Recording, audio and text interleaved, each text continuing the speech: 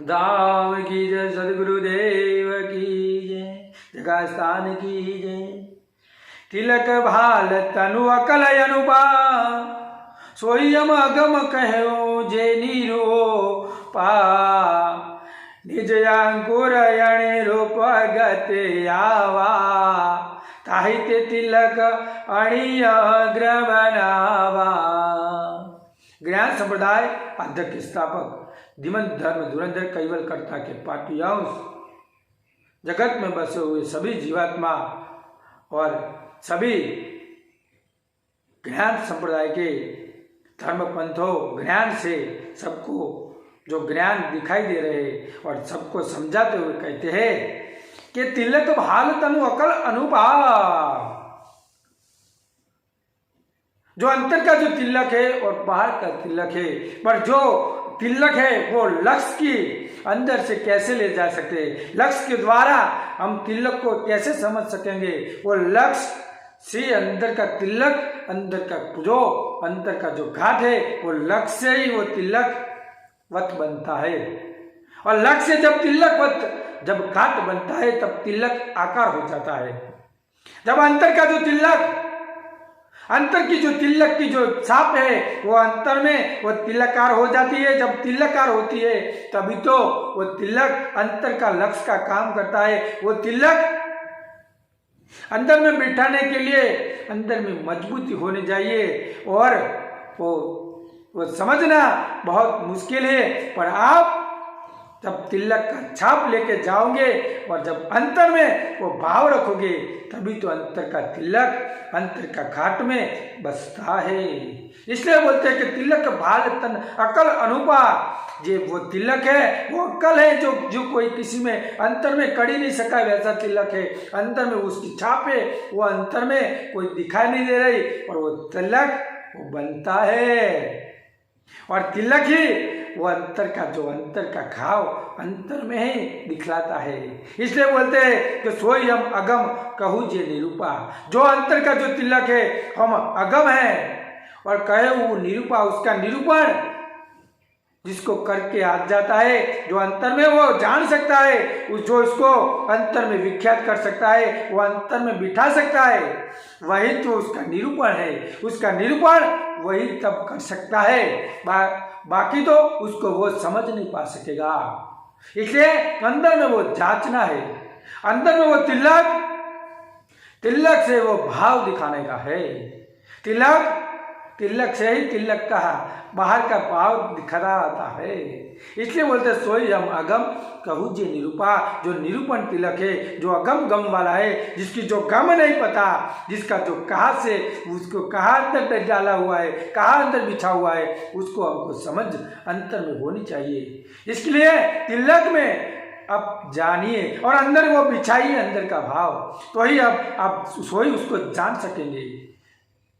निज अंकुरणी रूप अति घावा। जो तिलक है उसका जो अंकुर है वो अंकुर रूप होता है तिलक। जैसे कोई बीज होता है तो बीज में जब उसका अंकुर निकलता है तो तिलकवत बनता है, वैसा हमारा तिलक वो अंकुरवत है। जब उसका पैदा होती है, जब उसको वो जब पैदा होता है तब वो अंकुरवत होता है। जैसे तिलक होता है वो तिलक आकार वैसा हो जाता है।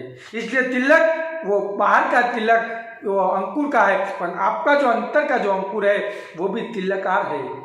पर आप जब जानेंगे, उसका अंदर का जो अनुभव करेंगे, तब उसको तिलकार आप समझ सकेंगे। अनिरूप अति घावा।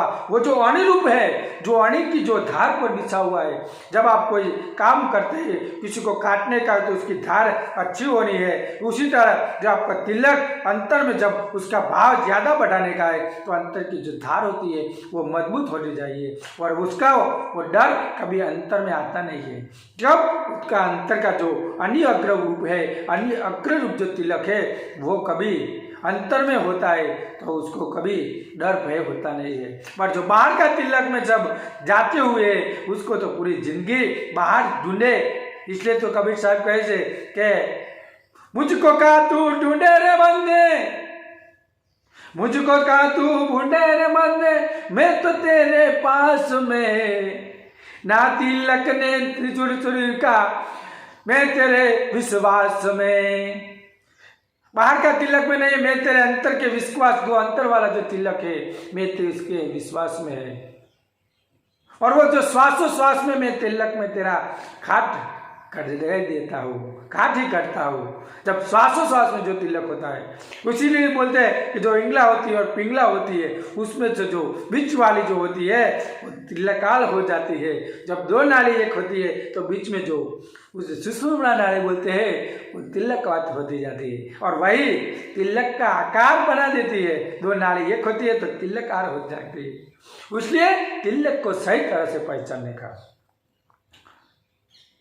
मैं तेरे श्वास में हूँ। श्वास जब अंतर का जो होता है तभी तो श्वास वो सही तरह से काम करता है। अंकुर रूप आणि अग्र गति आवा, वही गति अंतर में आती है। जब आप वो गति जब आप पहचानते हो तभी तो ये कार्य आप सही तरह से कर सकते हो, और तभी अनि अग्र रूप गति अनि रूप गति आवा, अनि रूप तभी अंतर में गति आती है, और तभी आपको सच और सही या गलत का तभी आपको पता चलता है। और तब जब आप अंतर का तिलक पहचानेंगे तब सही गलत का वो जो निर्णय कर सकेंगे आप। निर्णय तभी होता है। ताहि ते तिलक अनि अग्र बनावा, हमने परम गुरु बोलते हैं इसलिए हमने तिलक का घाट है वो अनि अग्र बनावा है, तिलककार बनाया है।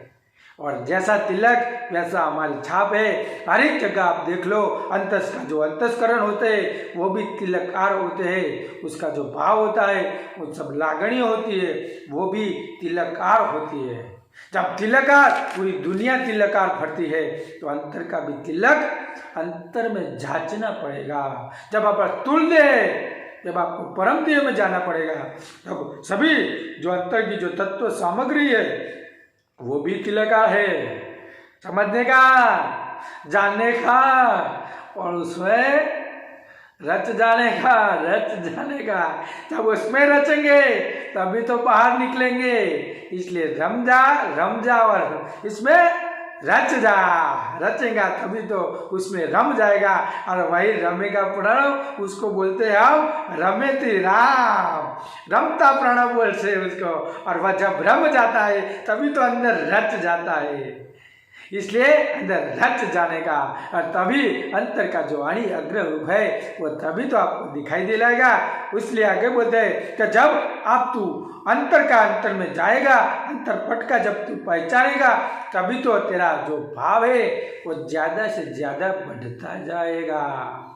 और जब वही काम सही तरह से होने लगेगा तभी परम गुरु का जो अनिरग्न रूप है वो अंतर में विकसेगा। आप दिखाओ, आप दिखाई दे लो, कभी जगह फरो, घूमो और तपास करो कि कोई भी मालिक ने सबको तिलकवत बनाया है। बाहर निकलो तो पेड़ शाखे सब देखो वो अनिअग्र रूप होते हैं। उसकी वो जो पत्ती होती है वो भी अनिअग्र होते हैं। आपको किसी कोई खेत में कोई औजार है और आपको खेती करने का है तो अनेका वो आगर होता है। जैसे कोई उसको हम बोलते हैं क्या, वो जो कांढी बोलते हैं, कांधारी बोलते हैं, वो सब अनिअग्र बनाया हुआ है। क्यों? कि वो अनि होती है तो ही आप काम कर सकते हैं। आप कोई वृक्ष काटने का है तो कोई मशीनरी है उसको भी अनिअग्र बना के ही वो वड़ी से उसको काटा जा सकता है। इसलिए आप देख रहे तो वो जो देख की जो आपकी जो सूरता है, आप जो दृष्टि से हमको दिखाई रहे वो भी वो जो है वो एक तिलकार है। तभी तो आप एक साथ हो सकती है और तिलक ही है। आप जो खाना खा रहे, जो दांत है, जो काटने के लिए काम कर रहे वो भी अनिअग्र है। आप जो श्वास ले रहे तो उसकी जो नाक वाली जो इंद्रिया है जब आप लेंगे तभी अनिअग्र है। अपना जो नख है, नख में भी सब अनिअग्र है। आपकी जो आंगलियां है वो भी सब अनिअग्र है। सब अनिअग्र है। आपका जो बाल है, बाल में सब अनिअग्र है। और सभी अनिअग्र मालिक ने सबको ये अनिअग्र बना के भेजा है। अपना जो जीव है वो जीव जब आता है तभी तो अंतस्करण है वो भी अनिअग्र बन सकेगा। इसलिए सब मालिक ने तो सब अनिअग्र बनाया है और हम उसने को जान नहीं पा सकते हैं। जाने गए कब जानेंगे?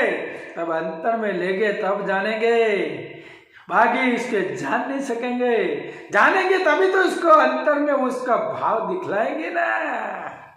जानिए, पहचानिए, अंतर में भाव दिखलाइए। अंतर का भाव तब दिखलाएगा जब अंतर में वो विकसित किया होगा तब ना। इसलिए अंतर में विकसित कीजिए, तभी तो अंतर का भाव अंतर से ही निकलेगा।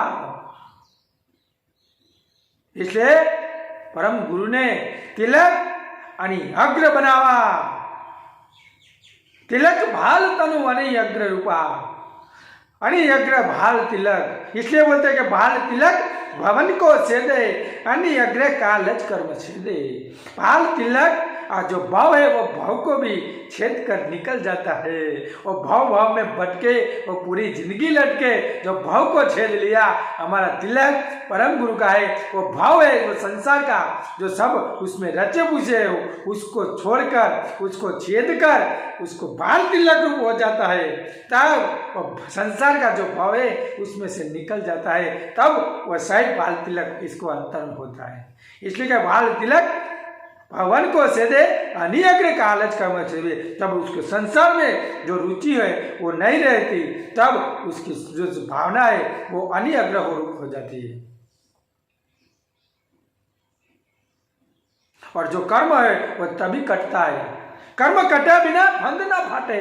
जो कर्म कटता नहीं है तो जो तिलक उसका जो फंद जो फाटने का है, जो माया का जो वो कार जैसे कटर लगाने का है, वो कटर कभी लगती नहीं है। इसलिए फंद फाटना पड़ेगा तब उसकी कटर लगेगी। और जो कर्म कटा तभी अंतर की उत्कृष्टता होती है। इसलिए बोलते हैं फंद फटे बिनु कर्म न कटे, कर्म कटे बिनु फारगत नहीं। तभी तो आप उसमें से फारगति हो सकती है, बाकी तो उसकी फारगति कभी हो सकती नहीं है।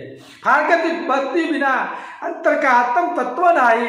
अंतर का जो आत्म तत्व है, आत्म तत्व के आपको पहचानने का है। अंतर की जो हम बोलते हैं कि अंतर का जो भीतर का जो तिलक है, आपको जो जानने का है, अंतर में उसको बिसाने का है। वो अंतर का वो आत्म तत्व का जो भाल तिलक है उसको दिखलाने का, इसमें अंदर जांचने का। तभी तो हम वही बोल रहे हैं कि आप भीतर का बाल तिलक देखिए, भीतर का देखिए, अंतर का देखिए बाल तिलक। वही बाल तिलक आत्म तत्व का बाल तिलक है, और वही आपको परमात्मा के साथ एकता करा सकता है, वही आपको आपके साथ वो जुड़ा सकता है। वैसा है परम गुरु का ज्ञान। और हमको क्या है कि बाहर की दस्ती, बाहर का जो मानसिक जो आनंद है उसमें हमारा जीवन खपा हुआ है। इसलिए हमको जो भीतर वाला जो बाल तिलक है वो दिखाई दे नहीं रखता, और इसी तरह जो अनियग्र है वो भी दिखाई दे सकता नहीं है। ऐसा परम गुरु का ज्ञान है, पर हम उसको पहचानिए, जानिए और उसका अनुभव कीजिए, तभी तो उसको आप जांच सकेंगे। इस कार्य हम अपनी वाणी, हमारी कार्य क्षमता यहीं पे विराम देते हैं। बोलिए श्रीमंत करुणा सागर भगवान की जय, कहिवला धाम की जय, सदगुरुदेव की जय, जगासान की जय।